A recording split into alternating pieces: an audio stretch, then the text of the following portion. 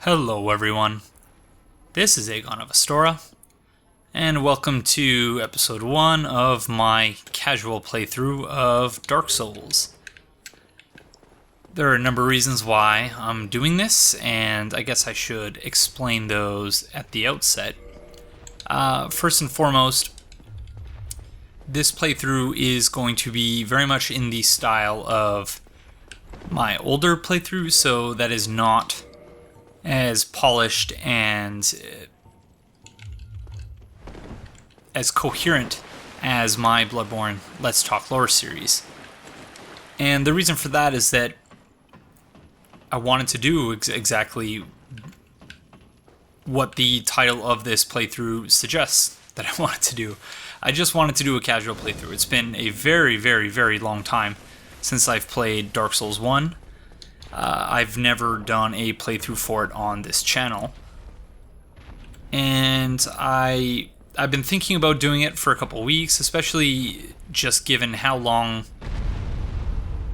each episode of Bloodborne Let's Talk Lore takes to put together, and how, given my commitments to, I don't know why I'm lighting that bonfire, given my commitment to involving the community, it's not the type of playthrough that I can do where I can do, record 4 or 5 episodes in a day if I have nothing else going on, or if I'm having trouble sleeping, which is very much the case right now. So I'm a little sleep deprived. I am likely going to ramble, lose my train of thought, and all the other things that I'm sure most people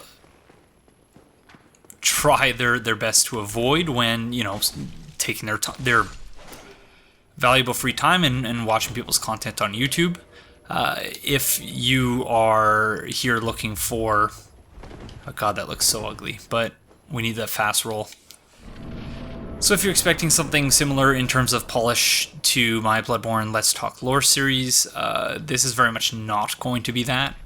It's going to be rambly and, often incoherent, but if you, I guess, enjoy me as a individual, what you know of me at least, then, and you want to see me play Dark Souls 1, then this is the playthrough for you, I guess. Let's say hello to Oscar. Oh, you. You're no hollow, hmm? Thank goodness. I'm done for, I'm afraid. I'll die soon, then lose my sanity. I wish to ask something of you. You and I, we're both undead. Hear me out, will you? Regrettably, I have failed in my mission, but perhaps you can keep the torch lit. There is an old saying in my family, "Thou who art undead art chosen, and thine exodus from the Undead Asylum maketh pilgrimage to the land of ancient lords. When thou ringeth the bell of awakening, the fate of the undead thou shalt know." Well, now you know. And I can die with hope in my heart. Oh, one more thing. Here, take this. An Estus flask. An undead favorite. Oh, and this. Now I must bid farewell. I would hate to harm you after death. So go now, and thank you.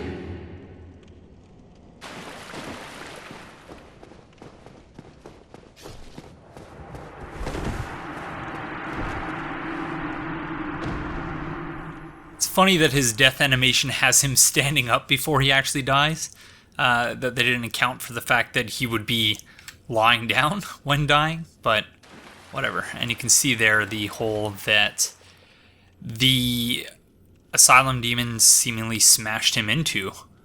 So, pretty cool. So yeah, so we are going to be talking a little bit of lore. We're going to be talking a little bit about the things that interest me in the game, and the reason for that is that this playthrough, in addition to kind of satiating my desire to play Dark Souls 1, which I haven't done for a very long time once again, it's also to help me prepare for my Dark Souls Let's Talk Lore series, which will come probably quite some time after the Bloodborne Let's Talk Lore. But that is the next series after this one that I'm going to want to do. It's likely going to be a lot of failed parries too, because I am way off in terms of timing. And this just feels really weird for me. I apologize that this is only on the 360, so there's going to be no 60 FPS mod or anything like that. It's just going to be really plain old Dark Souls, and lots of rust being shaken off. So yeah, so I want to prepare for the eventual Dark Souls Let's Talk Lore series, and in order to do that I need to explore the lore a little bit, because it's been quite some time since I've even really thought about the lore of Dark Souls 1, and I also really need to shake off the rust. Oh, that almost has me dying to hollows. Promise I'm really not this bad at the game, but maybe I am. I don't know.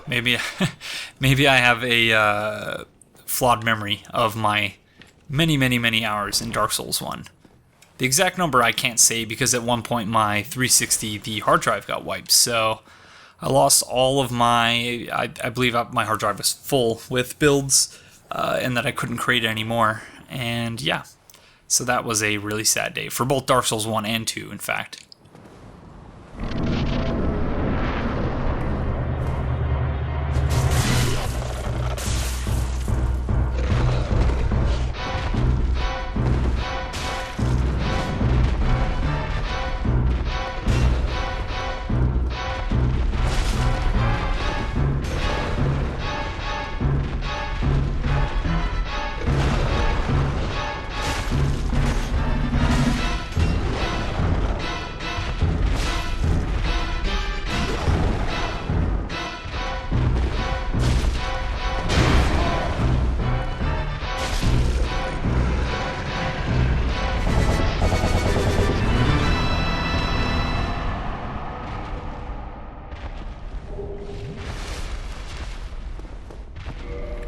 So yeah, and as you just heard, and as you likely gathered from the intro, we're going to be doing a lot of just wacky, crazy things with the game in terms of how I'm presenting it in the playthrough.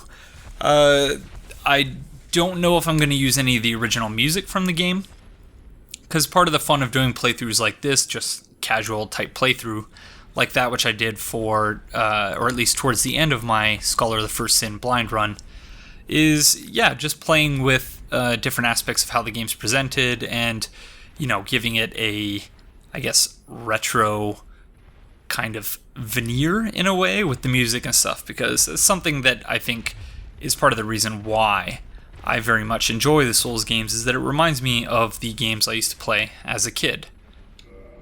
But that said, Estus Flask, the undead treasure. These dull green flasks.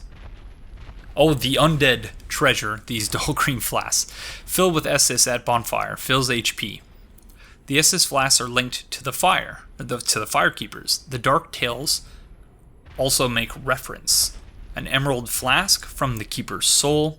She lives to protect the flame and dies to protect it further. Very interesting.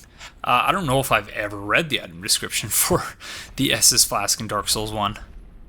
We're not going to get too deep into all of them. We did choose the Master Key as our gift, and our starting class is, I believe, the Warrior? I can't remember how to actually look. Yes, the Warrior. And essentially the default Astora Noble face, just because I couldn't be bothered to change it. Big Pilgrim's Key. Key to the inner door of the Undead Asylum, main hall. Big key belonging to a chosen undead pilgrim. But this chosen undead knows not what this pilgrimage has in store. Well, I have somewhat of an idea, but that's interesting that this item description seems to account for the temporality of when it is excuse me, accounts for when it is the player will be receiving this item, because it says it belongs to a chosen undead pilgrim, but of course the Asylum Demon had it, so interesting. Key to the iron bar is on the east side of the second floor of the North Undead Asylum. The Undead Asylum is a giant undead prison segmented by countless iron bars. Even if an undead were to escape from a cell, passage to the outside world would not be gained easily, so referencing the fact that, yeah, you gotta make your way through the Asylum Demon among many other hollows as well. Dungeon cell key. Key to the dungeon of the Undead Asylum to the north. A mysterious knight, without saying a word, shoved the corpse into the cell, and on its person was this key. Who was this knight, and what was his purpose? There may be no answers, but one must still forge ahead. Cool. So yeah, so we're going to be playing around with some of the music, we're going to be having some fun messing with the mechanics and some of the NPCs. We're going to be talking a little bit of lore in a very rambly, unrehearsed format, though, in preparation for my eventual... Why do I feel like there's an item here somewhere? Ah, there is. In preparation for my eventual Dark Souls Let's Talk Lore series. And yeah, just going to be shaking off the rust, and I've been wanting for quite some time to do a Dark Souls playthrough for this channel. And so that's what we're going to do. So if this doesn't sound as though it's going to be the playthrough for you, I completely understand. And there's no hard feelings, but if it does, then stick around and hopefully we'll have some fun. There are the... Is it Snuggly the Crow in Dark Souls 1? I'm certainly going to get names confused between the three Souls games I have played, but...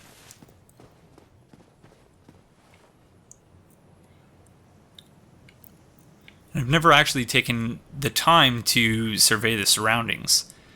And that one item description really doesn't lie when it says it's just not, even if you escape the asylum proper, which we have, it's like, where the hell are you going to go if it wasn't for the crow that carries you to Firelink? You're in the middle of the mountains. Very cool.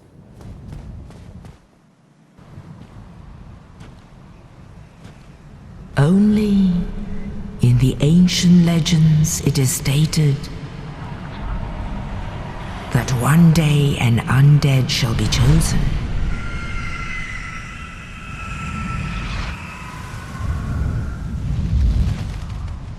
To leave the Undead Asylum in pilgrimage to the land of the ancient lords. Lordran.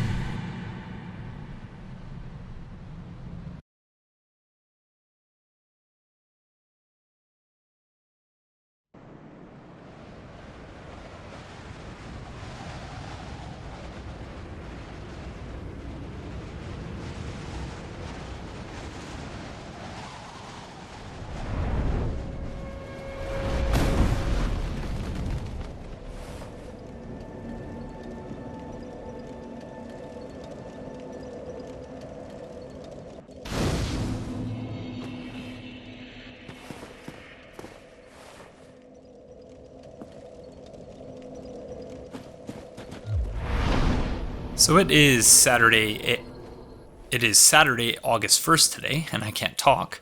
And I hope that each and every one of you out there is having a fantastic day today.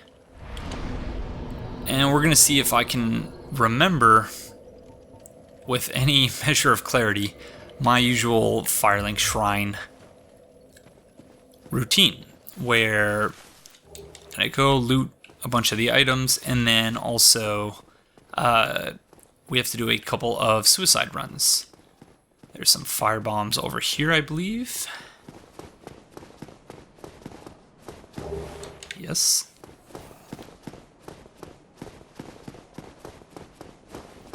So as I mentioned, having a little bit of trouble sleeping. So this is the type of thing that I wouldn't be able to do. I wouldn't be able to just get up and say, I'm going to record another episode of Bloodborne Let's Talk Lore, because of course those episodes are done mixed in terms of the commentary. Some of it is live commentary.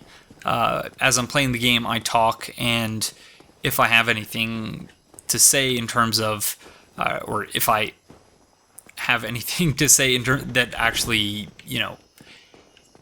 indicates some knowledge of what it is that's being discussed, then I'll leave it in. But otherwise, I would say 50 or 60% of it involves post-commentary and also writing, not exactly scripts, but lengthy Word documents containing notes and general topics I want to touch on, and I spend a lot of time doing research. And so if I want to record an episode, there's just a whole bunch of steps that go into it that just isn't the type of thing I have the ability to do at say 5 in the morning when, I'm having trouble sleeping and I'm wide awake and just want to do something that is both fun and also somewhat productive. And I can edit video and play Dark Souls essentially in my sleep, so those things aren't really a problem. Commentary is somewhat of a problem, and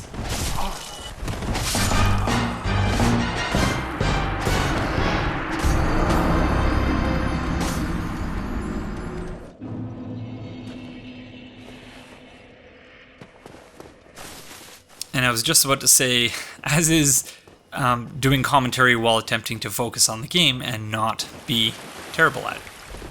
But that's okay.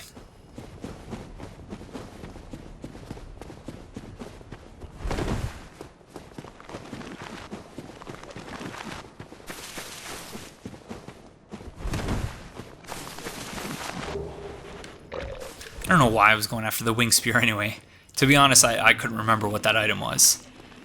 And I was going to talk about how I wasn't sure what type of build we were going to do, but now that we've... Alright, fuck it.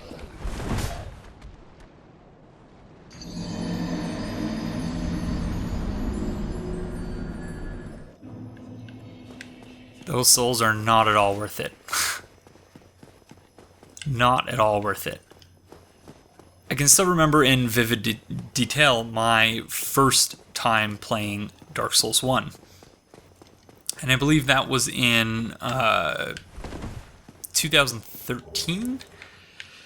So just over 2 years ago, which is amazing because it feels like I've been playing these games far longer than that. But, yeah, it was just over 2 years ago, and found my way to Firelink Shrine. Didn't have really all that much trouble with that, but I had just stopped playing Skyrim.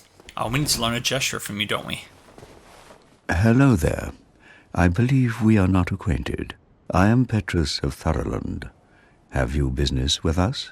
If not, I prefer to keep a distance, if possible. But I want that shrug gesture. Hello there. I realize that I have requested that we retain our distance, but I also want you to know that it is not meant in ill will. Here, take this, as a token of peace. No, go ahead. It's for you.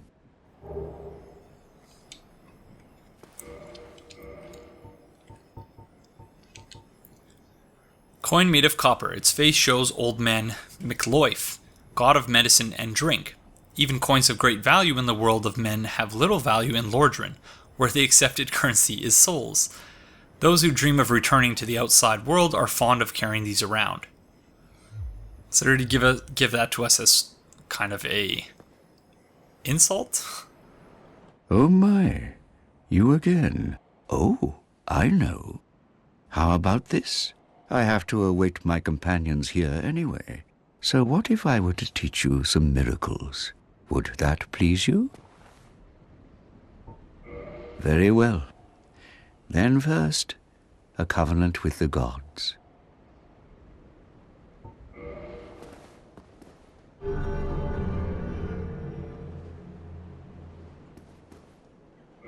Now let me share my miracles.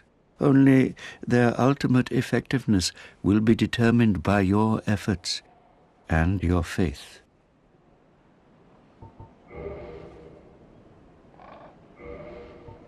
My companions are Milady and her young knights. She is young, but burdened by an undead mission. We are her defenses, to keep her from harm. An undead mission? Regrettably, I cannot share that with you. But you are my pupil. Perhaps if you show your faith. I'm afraid that may be difficult, for our missions are sacred.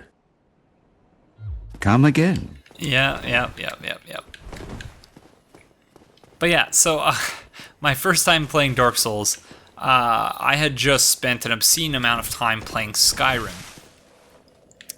And made the very grave error of arriving at Firelink Shrine, and the first person I saw was the Crestfallen Warrior, and proceeded to attempt to mercilessly slaughter him, as I did with many of the NPCs in Skyrim, only to learn that he is pretty damn good at parrying, and that I probably shouldn't have messed with him.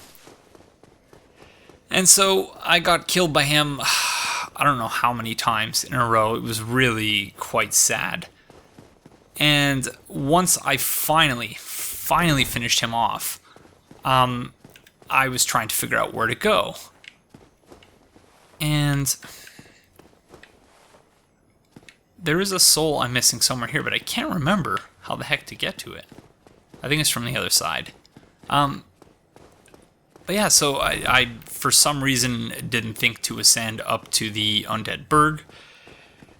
Instead, I went to the graveyard, and it's part of the problem I have with this whole idea of, you know, the Souls games being hard, and that's like what's really special about them, is that they're so hard, it's the hardest games. And so I just, you know, going into the game knowing kind of its reputation, I just assumed that's kind of how it was supposed to be. And, you know, once again, I was clearly wrong about that, and I learned very quickly that this game isn't Skyrim, and nor is it any other, you know, most other modern games aren't like the Souls games. But I had to learn that lesson the hard way, as I'm sure many of you had to as well when you first started playing.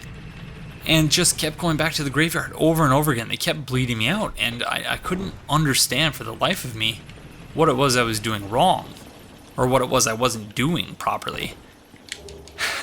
And then I was like, okay, well, it's an open world game, right? I'll just go somewhere else. Second place I came? Down to New Laundra Ruins, of course. Of course, because where else would I have gone second? And had no idea about transient curses or anything like that. So I just spent 10 or 15 minutes trying to run by the ghosts, and not being able to understand why it was that I couldn't hit them. It made no sense.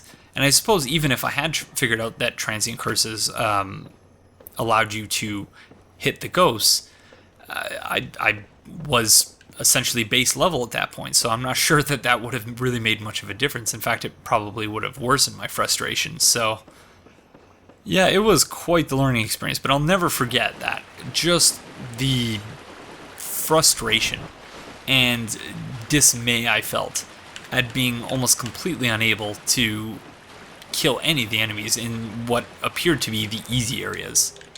Suicide mission number 2.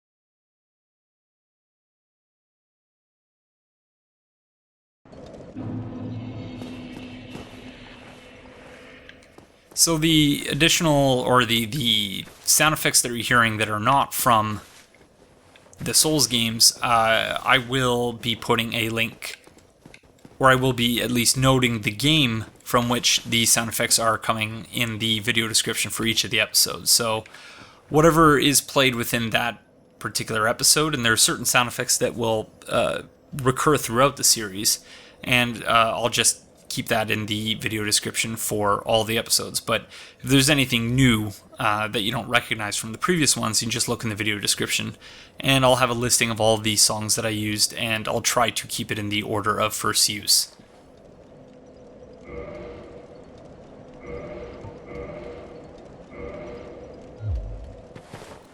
Okay, I think that is it.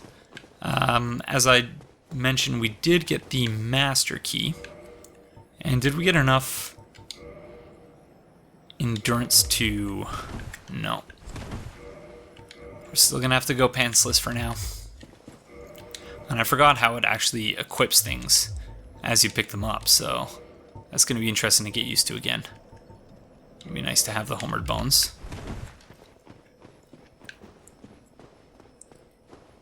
I'm surprised at how quickly I've readjusted to the Xbox 360 controller, because it took me such a long time, and in contrast, for me to get used to the PlayStation 4 controller, and more specifically the placement of the analog sticks on it. And even though I have grown used to it, I guess that would indicate that my initial hesitation with it, and the way I felt all along about the PlayStation 1 analog sticks, is just that I just, it just doesn't feel natural to me to have the analog sticks on the same vertical axes, or the same vertical axis. And it would seem like, I don't know, maybe it's just because I've had and played Xbox since the original one, not Xbox One, but the original Xbox. I've grown so used to that placement of the analog sticks that it just seems more natural to me. I'm sure that's definitely part of it. And I used to be big into first-person shooters, so I've always found the Xbox thumbstick layout preferable to that of the PlayStation one, but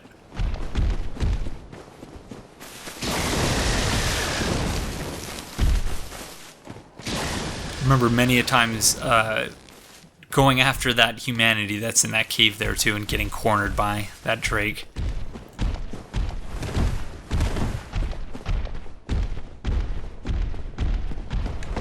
Thankfully I didn't fall for it this time. So we are going to grab the Grass Crest Shield. I don't think we're going to be using it for the whole playthrough, but I'm not a huge fan of the Heater Shield. I mostly just think it looks ugly, so I want to replace that as soon as we can.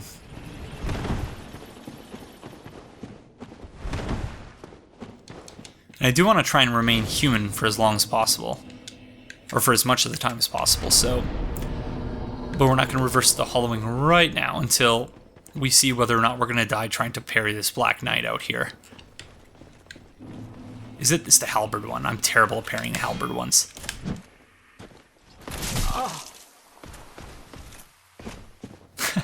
Let's try that again.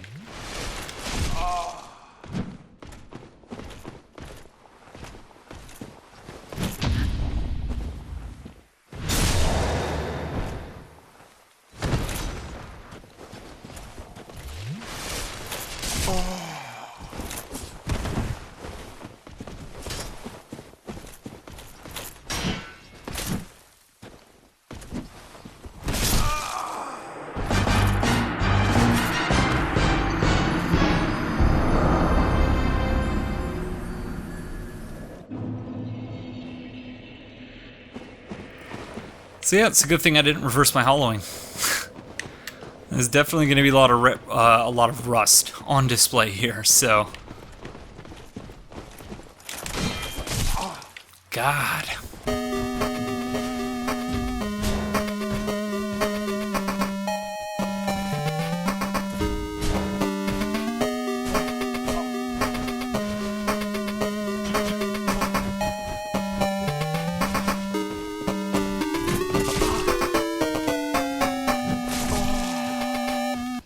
Wow. Wow. I just have to see this. Yep, 1 HP. Wow.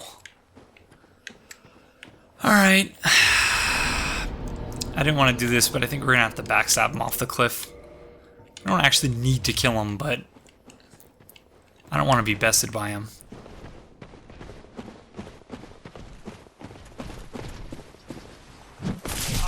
Way too early with that one.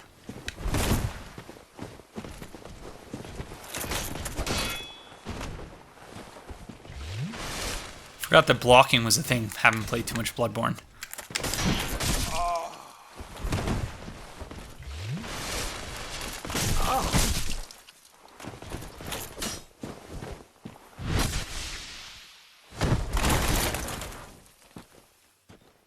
And that backstabs were that damn easy. Holy crap, okay. Like I said, lots of rust. Lots of rust. Let's pop a humanity and reverse our hollowing. And hope that we don't die again.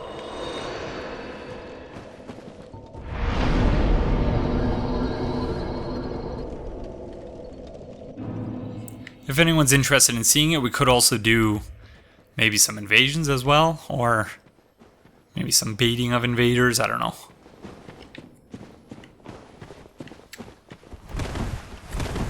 The one thing I do more often than not when I come back to Dark Souls 1 occasionally is I love invading with my soul level 1 build, because in Dark Souls 1 you can invade infinitely upwards. So you can invade, there's a soul over here we want, isn't there? So you can invade, you know, all the way up to, I think the max level is 713 or something like that, with a soul level 1 build. And that always makes for some very interesting invasions. But the most interesting invasions that arise out of using soul level 1 build are those when you find yourself invading someone who's brand new to the game. I think that's really fun to do, because I can recall being in that position of just not knowing, like, how do I handle this? I've never played a game like this where someone just, you know, forces themselves into your game. And, you know, they're dark spirits, and they're red, so, you know, they can't be benevolent spirits. But, you know, I enjoy playing with people's expectations like that when, you know, I'll come in with my soul level 1 build, and I generally have on hand a cache of shields and I think Balder shields and magic reinforced club +1 or something like that. So weapons that don't make them incredibly overpowered for that spot in the game, but that are generally preferable to what it is that they're carrying. And that for a brand new player to be able to, you know, figure out how to get a weapon infused with magic early on can be, you know, very, very problematic, or at least it was for me. I gotta remember that I can also hold up my shield while running, unlike in Bloodborne, and use that to avoid jumping. Allow myself to roll instead.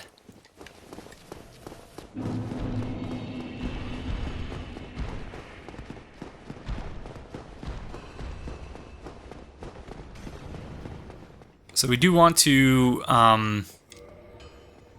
get enough strength in order to use the Zweihander. I think it requires 16 for two-handed. Something like that. Can't exactly remember. I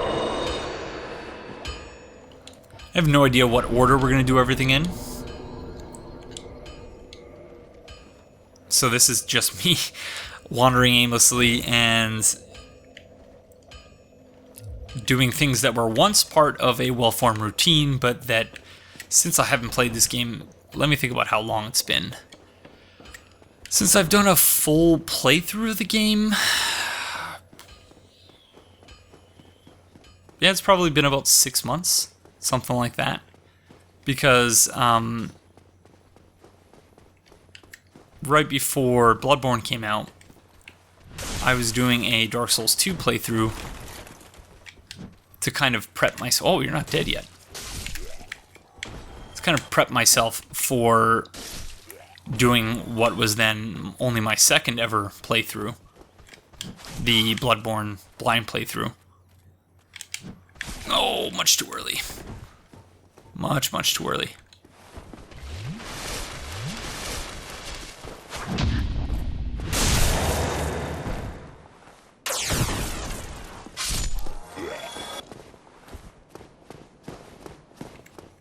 And yeah, so I was playing, prior to that, I was playing Dark Souls 1. So about January or February of this past year.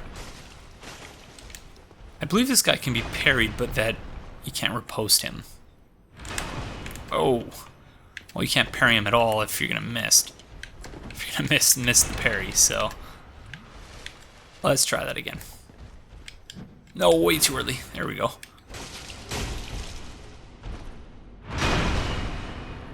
Partial parry.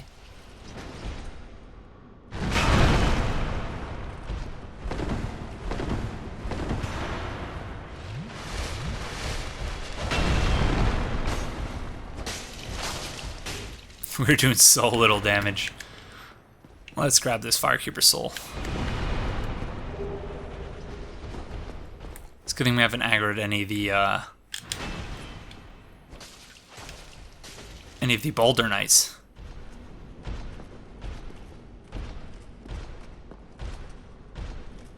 Where are you going, pal? Is he gonna Estus? Ouch, that reach.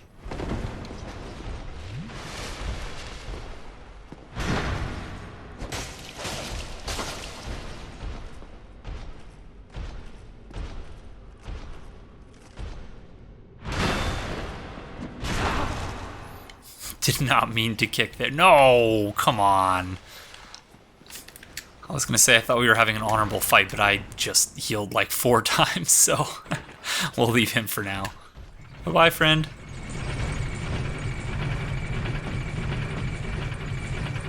Okay, I think in order to get the souls that I was thinking of getting, you actually need this elevator to be activated, so let's try that.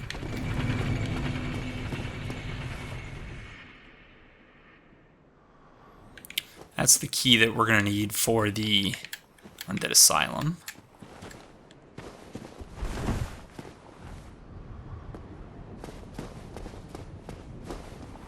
Although I don't think we're going to be returning there just yet. See, there's the soul I was thinking of getting.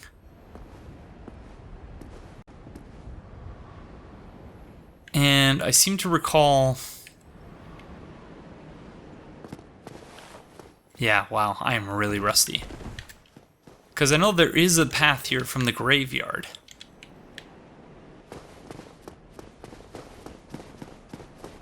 Let's see if I'm just losing my mind.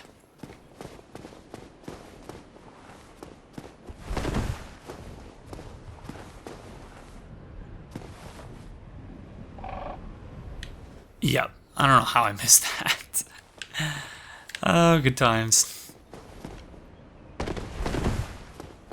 I haven't decided exactly how we're going to proceed from here, but I think we'll probably just go to the Undead Burg next. But that's going to do it for this episode. So once again, this isn't going to be the most polished or focused playthrough, but it is one that I think if you have enjoyed my past playthroughs where I've done live commentary, and especially the most comparable one, I guess, would be the latter half of my Scholar of the First Sin blind playthrough. If you enjoyed that, then I think you'll enjoy this one. But whatever the case, thank you very much for joining me, and I will see you in the next one. Bye-bye.